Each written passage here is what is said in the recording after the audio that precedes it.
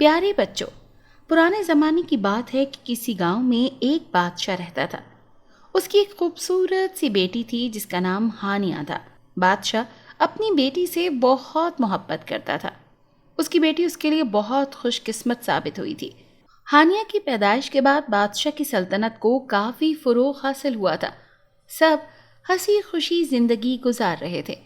بادشاہ کا کوئی بیٹا نہ تھا، اسی لیے بادشاہ اپنی سلطنت کے بارے میں بہت فکر مند تھا۔ اس نے سوچ رکھا تھا کہ میری بیٹی ہانیہ سے جس کی شادی ہوگی اسی کو سلطنت کا نیا بادشاہ مقرر کیا جائے گا۔ لیکن پریشانی والی اور فکر والی بات تو یہ تھی کہ بادشاہ کو ہانیہ کے مقابلے کا کوئی لڑکا مل ہی نہیں رہا تھا۔ وہ اپنی شہزادی بیٹی کے لیے اس جیسا نیک، نرم دل، سنجیدہ، خوش اخلاق اور خوبصورت شہزادہ لڑکا چاہتا تھا۔ اس چکر میں وہ شہزادی ہانیہ کے لیے آئے کئی رشتے رد کر چکا تھا۔ کوئی لڑکا ہانیہ کے معیار کا اسے لگتا ہی نہ تھا۔ ہانیہ کی عمر 22 سال ہو گئی تھی اور بادشاہ شدید پریشان تھا۔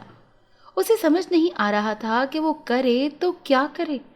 ایک اچھا داماد چننا بے حد ضروری تھا، کیونکہ یہ اس کی بیٹی کی خوشیوں کے ساتھ ساتھ اس کی سلطنت کی بقا کا سوال بھی تھا۔ بادشاہ کئی دن اپنے حجرے میں اللہ کی عبادت کرتا اور اللہ سے مدد مانگتا۔ ایک دن بادشاہ کو دوسرے گاؤں کے بادشاہ نے ضیافت پر بلایا۔ بادشاہ اپنی بیوی ملکہ کے ساتھ ضیافت پر گیا۔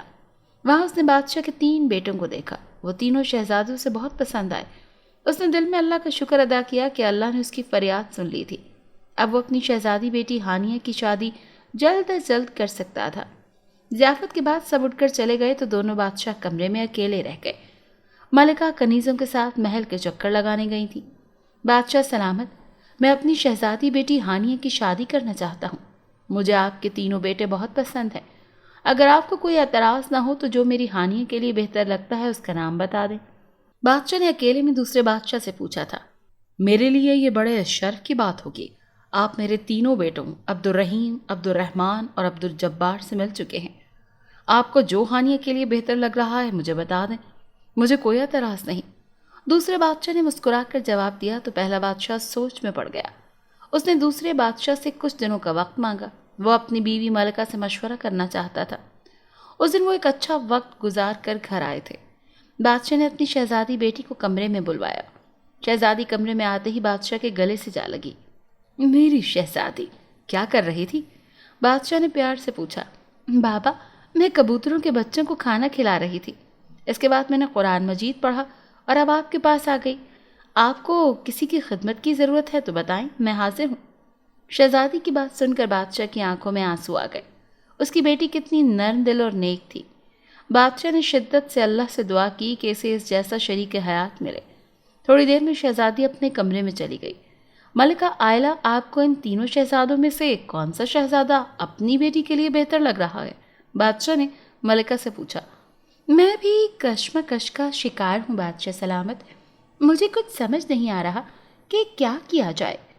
شہزادی کے لیے کون بہتر رہے گا؟ ایسا کریں، آپ درویش صاحب کو بلا لیں، ان سے اس بات کا حل پوچھ لیں، وہ بہت بہتر راہ بتائیں گے۔ ملکہ کی بات سن کر بادشاہ نے محل کے سب سے نیک بزرگ کو حاضر کروایا۔ اب کمرے میں وہ تینوں موجود تھے۔ بادشاہ نے ساری بات درویش کو بتائی۔ درویش نے خاموشی اور تحمل سے ان کی بات کو سنا۔ آپ مجھے ان شہزادوں کے باپ بادشاہ سلامت کے پاس لے جائیں، میں وہاں بیٹھ کر اس کا حل آپ کو بتا دوں گا۔ درویش کی بات سن کر بادشاہ نے کل دوسرے بادشاہ کے محل جانے کا ارادہ کیا۔ سو اگلے دن وہ محل روانہ ہو گئے۔ ابھی کسی کو بھی شہزادی ہانیہ کے رشتے اور شادی کی خبر نہیں تھی۔ دوسرے بادشاہ کے محل پہنچ کر تھوڑی باتوں کے بعد درویش صاحب نے وہ حل پیش کیا جس کے لیے سب یہاں اکٹھے ہو گئے تھے۔ آپ ایسا کیجئے بادشاہ سلامت کے اپنی بہت قیمتی چیز مجھے لا کر دیں، کوئی ایسی قیمتی چیز جس کے بارے میں آپ کے بچے بھی نہ جانتے ہوں۔ درویش کی بات سن کر دوسرے بادشاہ سلامت سوچ میں پڑ گئے۔ اس کے بعد وہ اٹھ کر اپنے بڑے سے کمرے میں آئے اور الماری سے ایک انگوٹھی نکال لائے۔ یہ جادوئی انگوٹھی ہے، اس بارے میں کسی کو بھی معلوم نہیں۔ اس انگوٹھی میں بہت طاقت ہے، جو بھی اس انگوٹھی کو اپنے پاس رکھتا ہے اس کی سلطنت ڈوبتی نہیں ہے۔ اس کی سلطنت کو کوئی شیطانی طاقت یا شر نقصان نہیں پہنچا سکتا۔ وہ کئی سال حکومت کرتا رہتا ہے۔ اس بادشاہ نے درویش کو اس انگوٹھی کی خصوصیات بتائیں۔ اس کے بعد ان سب میں طے پایا کہ وہ اس انگوٹھی سے بادشاہ کے بیٹوں کا امتحان لیں گے۔ اگلے دن صبح ہی دربار میں درویش صاحب حاضر ہوئے۔ انہوں نے بادشاہ کے تینوں بیٹوں سے کہا، میری جادوئی انگوٹھی کھو گئی ہے۔ اس انگوٹھی میں بہت سی خصوصیات تھیں، جو بھی اسے حاصل کرے گا اس کے پاس ہر وہ شے آ جائے گی جو وہ چاہتا ہے، یہاں تک کہ اگر وہ خواہش بھی کرے کہ میں بادشاہ بننا چاہتا ہوں تو وہ بن جائے گا۔ وہ سنہری رنگ کی جادوئی انگوٹھی میرے ابو نے مجھے دی تھی، وہ پچھلے زمانے کے بادشاہ بھی تھے۔ آپ سے گزارش ہے کہ جس کو بھی وہ انگوٹھی ملے وہ مجھے میری جھونپڑی میں آ کر دے جائے۔ اگر تم تینوں میں سے کوئی مجھے ڈھونڈ کر لا کر وہ انگوٹھی دے دے تو میں اسے پوری 500 اشرفیاں دوں گا۔ وہ انگوٹھی میں نے باغ میں کھوئی ہے، میری آنکھیں کمزور ہو گئی ہیں، اس لیے زیادہ دیکھنے کی صلاحیت نہیں ہے ان میں۔ درویش نے تفصیل سے بتایا، ٹھیک ہے درویش صاحب، ہم اس انگوٹھی کو ڈھونڈنے میں آپ کی مدد ضرور کریں گے۔ ان تینوں شہزادوں نے حامی بھر لی۔ آپ تینوں کو باری باری وہ انگوٹھی ڈھونڈنی ہے، اگر مل گئی یا نہ ملی تو میرے پاس جھونپڑی میں آنا ہے، اور یاد رہے اس بارے میں کسی کو بھی نہیں بتانا۔ درویش نے سب کچھ ان تینوں کو سمجھا دیا۔ وہ راضی ہو چکے تھے۔ چنانچہ اگلے دن سب سے پہلے عبدالجبار کی باری تھی۔ وہ دوپہر کے وقت باغ میں انگوٹھی ڈھونڈنے چلا گیا۔ درویش نے اپنے صندوق میں سے ایک چھڑی نکالی اور گھمائی تو ایک پری حاضر ہو گئی۔ کیا حکم ہے درویش صاحب؟ اس خوبصورت پنکھوں والی پری نے پوچھا۔ درویش صاحب نے اس پری کو حکم دیا کہ وہ عبدالجبار کے پیچھے جائے اور اس پر نظر رکھے۔ اس کے بعد وہ ساری معلومات آ کر بتائے۔ درویش کی بات سن کر پری اس باغ میں چلی گئی۔ درویش صاحب نے پہلے ہی اس اصلی انگوٹھی کی طرح کی نقلی انگوٹھی بنا کر باغ میں چھپا رکھی تھی۔ عبدالجبار کو انگوٹھی ڈھونڈتے ہوئے آدھا گھنٹہ ہو گیا تھا۔ باغ میں اس کے سوا صرف وہ پری تھی جو اس پر نظر رکھے ہوئے تھی۔ ایک جگہ عبدالجبار کو وہ انگوٹھی مل گئی۔ اس نے جلدی سے وہ انگوٹھی اٹھائی۔ وہ انگوٹھی اتنی خوبصورت تھی کہ اسے دیکھ کر وہ لالچ میں آ گیا۔ میں اس انگوٹھی کو اپنے پاس رکھ لوں گا۔ ویسے بھی یہ انگوٹھی اس درویش کے کسی کام کی نہیں۔ میں اکیلا ہی اپنے باپ کی سلطنت پر راج کروں گا۔ وہ دل میں سوچنے لگا اور پھر انگوٹھی اپنے شاہی لباس میں چھپا کر جھونپڑی کی جانب چل دیا۔ جھونپڑی میں آ کر اس نے درویش سے کہا کہ درویش صاحب، مجھے آپ کی انگوٹھی نہیں ملی۔ اس کے بعد وہ واپس اپنے محل چلا گیا۔ اس کے جاتے ہی پری حاضر ہو گئی اور اس نے درویش صاحب کو ساری صورتحال بتائی۔ درویش صاحب نے سوچا کہ اب 2 شہزادے رہ گئے ہیں۔ شہزادے عبدالجبار سے شہزادی ہانیہ کی شادی کبھی نہیں ہو سکتی۔ خیر، وہ کل انتظار کرنے لگے۔ کل شہزادے عبدالرحمن کی باری تھی۔ اگلے دن شہزادہ عبدالرحمن اس باغ میں انگوٹھی ڈھونڈنے چلا گیا۔ آج بھی درویش صاحب نے نقلی انگوٹھی باغ میں چھپا دی تھی۔ شہزادہ عبدالرحمن کے جاتے ہی پری بھی اس کے پیچھے گئی۔ عبدالرحمن کو وہ انگوٹھی جلدی مل گئی، جسے دیکھ کر اس کا دل بھی بے ایمان ہو گیا۔ اس انگوٹھی سے میرے برسوں کے خواب پورے ہو جائیں گے۔ اس انگوٹھی سے میں کسی بڑے سے محل کی ملکہ سے شادی کروں گا اور کسی بڑی سلطنت کا بادشاہ بن جاؤں گا۔ عبدالرحمن نے ہنستے ہوئے سوچا اور اس انگوٹھی کو اپنے لباس میں چھپا لیا۔ اس کے بعد وہ درویش صاحب کے پاس گیا اور جھوٹ بولتے ہوئے کہا، درویش صاحب، مجھے آپ کی انگوٹھی نہیں ملی۔ میں نے اسے ہر جگہ تلاش کر لیا لیکن مجھے نہیں ملی۔ درویش نے اسے جانے کا حکم دے دیا۔ اس کے جاتے ہی پری حاضر ہو گئی اور اس نے سارا معاملہ درویش کے گوش گزار کر دیا۔ درویش نے سوچ لیا تھا کہ شہزادہ عبدالرحمن سے بھی شہزادی ہانیہ کی بالکل شادی نہیں ہو سکتی، کیونکہ یہ اس کے قابل ہی نہیں۔ اب کل شہزادے عبدالرحیم کی باری تھی۔ شہزادے عبدالجبار اور عبدالرحمن کی بے ایمانی کی خبر ان کے والد بادشاہ کو پہنچا دی گئی تھی۔ بادشاہ کو بہت افسوس ہوا تھا۔ ان کو بھی کل کا ہی انتظار تھا۔ آج موسم کافی خوشگوار ہو گیا تھا۔ شہزادی کا دل باغ میں گھومنے کا کیا۔ آج بادشاہ سلامت اچانک ہی شکار پر چلے گئے تھے، اسی لیے شہزادی اپنی والدہ ملکہ سے اجازت لے کر باغ کی سیر کو آ گئی تھی۔ شہزادی رنگ برنگے پھول توڑ کر اپنی ٹوکری میں جمع کر رہی تھی۔ اسے پھول بہت پسند تھے۔ اسی اثنا میں وہاں ایک چڑیل جادوگرنی آ گئی۔ شہزادی کو دیکھ کر اس کے منہ میں پانی آ گیا۔ اس کے کانوں میں اس شہزادی کے رشتے کی خبریں پہنچ چکی تھیں۔ اس نے شہزادی کو دیکھتے ہوئے سوچا کہ کتنا اچھا ہو اگر میں اس کو قید کر لوں اور اس کی جگہ شہزادی کا روپ دھار لوں۔ اس کے بعد میری شادی شہزادی سے ہو جائے گی اور میں سلطنت پر قبضہ کر کے سب پر راج کروں گی۔ چڑیل جادوگرنی نے سوچا اور ایک بوڑھی عورت کا روپ دھار لیا۔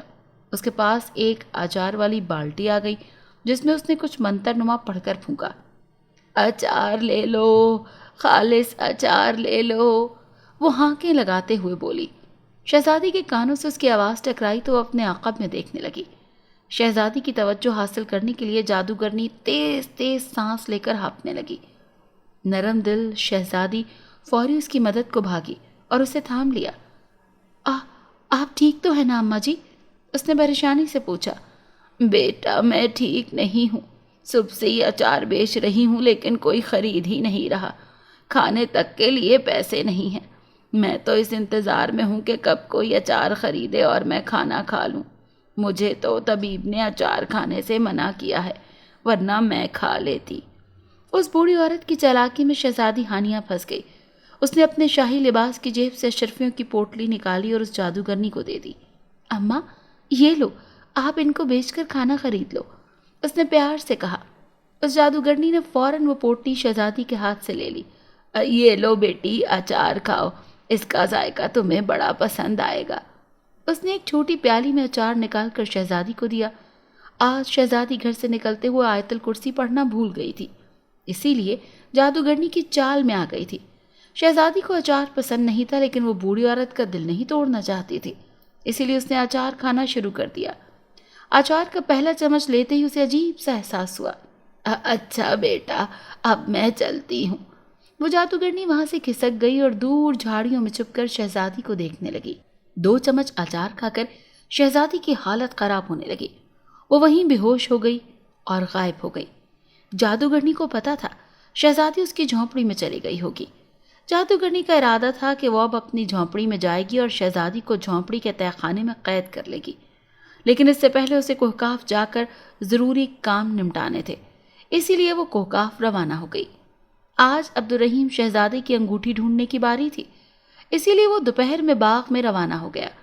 آج بھی باغ میں نکلی انگوٹھی تھی، پری بھی شہزادے کے ساتھ ساتھ گھوم رہی تھی۔ 15 منٹ میں شہزادے کو وہ انگوٹھی مل گئی۔ شکر ہے اللہ کا، درویش صاحب کی انگوٹھی مل گئی۔ یہ میرے پاس درویش صاحب کی امانت ہے، اب میں اسے انہیں واپس لوٹا دوں گا۔ شہزادے کی بات سن کر پری بہت خوش ہوئی۔ پری شہزادے کو نظر نہیں آ رہی تھی لیکن وہ شہزادے کے دل کی باتیں سن سکتی تھی اور اسے دیکھ بھی سکتی تھی۔ اچانک شہزادے کے کانوں سے کسی کی آواز ٹکرائی۔ یہ تو کسی لڑکی کی آواز تھی اور قریب سے ہی آ رہی تھی۔ کوئی لڑکی اب رو رہی تھی۔ شہزادے کو لگا کوئی مصیبت میں ہے، اسی لیے وہ آواز کی سمت بھاگا۔ اسے ایک جگہ ڈرونی سی جھونپڑی نظر آئی۔ وہ آواز یہاں سے آ رہی تھی۔ وہ اندر آیا تو اس نے شہزادی کو زنجیروں میں جکڑا پایا۔ وہ شہزادی کو دیکھتے ہی پہچان گیا کہ یہ شہزادی ہانیہ ہے۔ شہزادی، کیا ہوا آپ کو؟ آپ کو یہاں کس نے قید کیا؟ شہزادہ پریشانی سے شہزادی کے قریب آیا اور اس کی زنجیریں کھولنے کی کوشش کرنے لگا۔ اس میں بہت طاقت لگ رہی تھی لیکن زنجیریں کھلنے کا نام ہی نہیں لے رہی تھی۔ پری شہزادے عبدالرحیم کی ایمانداری سے بہت متاثر ہوئی، اسی لیے اس نے اپنی چھڑی گھمائی جس سے ساری زنجیریں کھل گئیں۔ شکریہ شہزادے، آپ نے مجھے بچا لیا۔ میرے گاؤں کے باغ میں ایک اچار بیچنے والی آئی تھی، اس کا اچار کھاتے ہی میں بے ہوش ہو گئی اور غائب بھی ہو گئی۔ شاید وہ کوئی جادوگرنی تھی۔ ہانیہ شہزادی نے شہزادے کو بتایا۔ شہزادہ ہانیہ کو اپنے ساتھ درویش صاحب کی جھونپڑی میں لے آیا اور وہ انگوٹھی درویش صاحب کے حوالے کر دی۔ یہ لیں درویش صاحب، آپ کی امانت، میں اب شہزادی ہانیہ کو بحفاظت ان کے محل میں لے کر جا رہا ہوں، شہزادے نے کہا اور پھر ہانیہ کو لے کر اپنے گھوڑے پر روانہ ہو گیا۔ ان کے جاتے ہی وہ پری حاضر ہوئی اور اس نے درویش کو سارا قصہ سنایا۔ درویش بھی شہزادے عبدالرحیم کی بہادری اور ایمانداری سے بہت خوش ہوا۔ وہ پہلے شہزادے کے والد بادشاہ کے پاس گیا اور انہیں خوشخبری دی۔ اس کے بعد وہ شہزادی کے محل آ گیا۔ بادشاہ سلامت شکار کر کے واپس آ گئے تھے۔ درویش صاحب نے بادشاہ سلامت کو بتایا کہ بادشاہ سلامت، آپ کی شہزادی کے لیے شہزادے عبدالرحیم بہترین ہیں، وہ ایمانداری بھی ہیں اور ہر امتحان میں کامیاب ہو گئے ہیں۔ درویش کی بات سن کر بادشاہ سلامت بہت خوش ہوئے اور اللہ کا شکر ادا کیا۔ اسی اثنا میں وہاں دوسرے بادشاہ پہنچ چکے تھے۔ ان سب نے مل کر شہزادی اور شہزادے کی شادی کا اعلان کیا اور پھر ہر طرف خوشیاں پھیل گئیں۔ شہزادی کی شادی کے بعد شہزادے عبدالرحیم کو بادشاہ بنا دیا گیا، جبکہ دوسرے بادشاہ نے اپنے لالچی بیٹوں کو کچھ نہ دیا۔ ان دونوں شہزادوں کی لالچ انہیں لے ڈوبی تھی۔